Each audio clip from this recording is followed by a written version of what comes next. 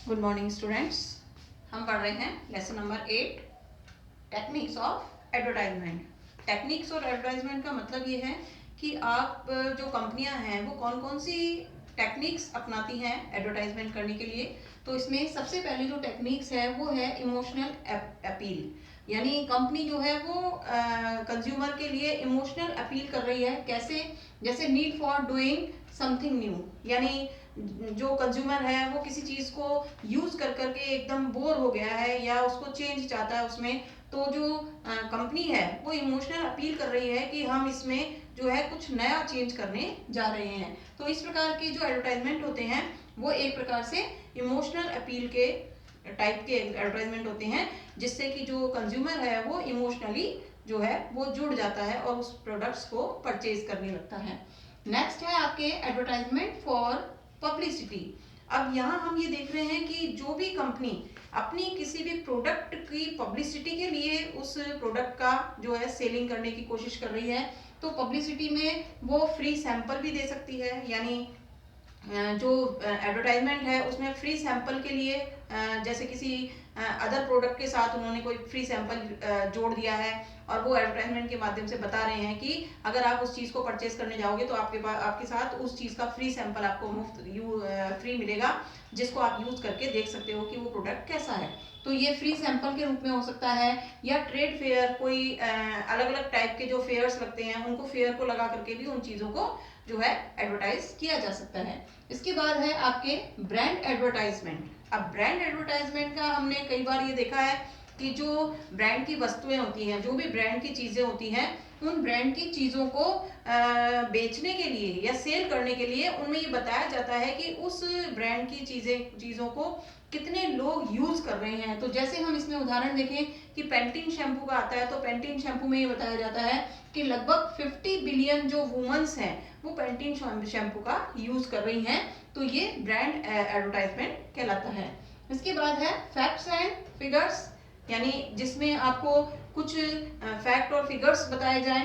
तो जैसे हम ये कहें कि Colgate is recommend by 70% dentist, यानी किसी भी प्रोडक्ट के एडवर्टाइजमेंट पे जब ये बताया जाए कि कोई व्यक्ति जो है या कोई भी पर्सन जो है वो उसको आपको रिकमेंड कर रहा है, तो उसको हम फैक्ट्स एंड फिगर वाला एडवर्टाइजमेंट कहेंगे। इसके बाद नेक्स्ट है इनकम्प्लीट एडवर्टाइजमेंट। अब इनकम्प्लीट एडवर्टाइजमेंट कैसे होता है कि इसमें जो आपके जैसे कह रहा है हॉर्लिक्स, यानी हॉर्लिक्स जो है वो आपको न्यूट्रिशन देता है। तो वो ये बता रहा है कि हॉर्लिक्स में बच्चों के लिए कितना परसेंटेज न्यूट्रिशन है, लेकिन वो ये इंडिकेट नहीं कर रहा है कि अदर कंपनीज के मुकाबले उनके जो प्रोडक्ट है उसमें अदर कंपनी के मुकाबले कितना न्यूट्रिशन ज्यादा है। तो इस प्रकार का जो एडवर्टाइजमेंट होता है वो इनकम्प्लीट एडवर्टाइजमेंट के अंदर आता है। इसके बाद है आपका एम्बेसडर। एम्बेसडर आप अच्छी तरह से जानते हैं कि अगर कोई फेमस पर्सन जो है वो किसी भी चीज का एडवर्टाइजमेंट कर रहा है तो वो एडवर्टाइजमेंट जो होता है एम्बेसडर एडवर्टाइजमेंट कहलाता है। जैसे आप देखते हो कि अमिताभ बच्चन का कल्याण ज्वेलर्स के नाम से एडवर्टाइजमेंट आता है, तो उस एडवर्टाइजमेंट की टाइप को या टेक्निक को हम एम्बेसडर टेक्निक कहेंगे। इसके बाद है आपके ideal family and ideal children.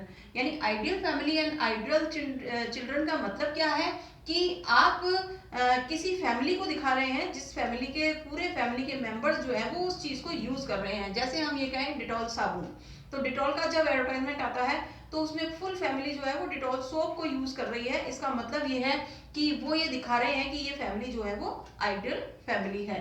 इसके बाद आपके पैट्रियोटिक एडवर्टाइजमेंट। अब पैट्रियोटिक एडवर्टाइजमेंट का मतलब क्या है? जिसमें देश से संबंधित, देशभक्ति से संबंधित कुछ दिखाया जा रहा हो। तो जैसे हम ये कहें कि आपके निहार शांति आंवला है, निहार शांति आंवला का जो 5% है वो बच्चों के एजुकेशन के लिए डोनेट किया जा रहा है। तो ये क्या है? ये एक पैट्रियोटिक एडवर्टाइजमेंट है। इसके बाद आपके नेक्स्ट है कंज्यूमर्स फीडबैक। अब क्योंकि कई बार ऐसा होता है कि एडवर्टाइजमेंट दिखाए जाते हैं लेकिन उनमें ये नहीं पता चलता है कि कंज्यूमर उस एडवर्टाइजमेंट को देख करके क्या सोच रहा है। तो इस प्रकार के जो एडवर्टाइजमेंट होते हैं वो कंज्यूमर फीडबैक एडवर्टाइजमेंट कहलाते हैं। जैसे इसमें कुछ क्वेश्चंस पूछे जाते हैं, उस प्रोडक्ट से संबंधित जो कंज्यूमर्स होते हैं उनसे कुछ क्वेश्चंस पूछे जाते हैं जिसका आंसर कंपनी जो है मांगती है। तो वो जो आपके एडवर्टाइजमेंट होते हैं वो कंज्यूमर्स फीडबैक के लिए एडवर्टाइजमेंट के माध्यम से दिए जाते हैं। इसके बाद है डिस्काउंट। अब इसमें हमने कहा कि कुछ कंपनियां ऐसी होती हैं जो मेंबरशिप कार्ड लेने पर या मेंबर बनने पर आपको कुछ % ऑफ देती हैं। तो मेंबरशिप के लिए आपको 20% ऑफ मिल रहा है। अगर आप उस कंपनी की मेंबरशिप ले लेते हैं तो आपको हमेशा ही 20% ऑफ मिलेगा। तो ये जो एडवर्टाइजमेंट होते हैं ये डिस्काउंट एडवर्टाइजमेंट के अंदर आते हैं। लास्ट है आपके सरोगेट एडवर्टाइजमेंट। सरोगेट एडवर्टाइजमेंट का मतलब क्या है कि ये इनडायरेक्ट टेक्निक है। इनडायरेक्ट टेक्निक कैसे है कि इसमें जो कंपनी है वो अपने प्रोडक्ट का एडवर्टाइजमेंट खुद नहीं कर रही है बल्कि किसी और के माध्यम से उसका एडवर्टाइजमेंट आ रहा है। जैसे कि हम ये देखते हैं कि आजकल ऑनलाइन शॉपिंग में अमेजोन जो है वो शॉपिंग नेटवर्क है।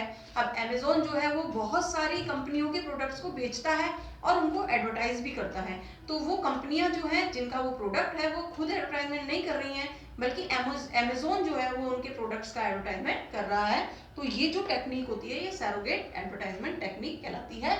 ये हमने आज लेसन नंबर 8 खत्म कर लिया है।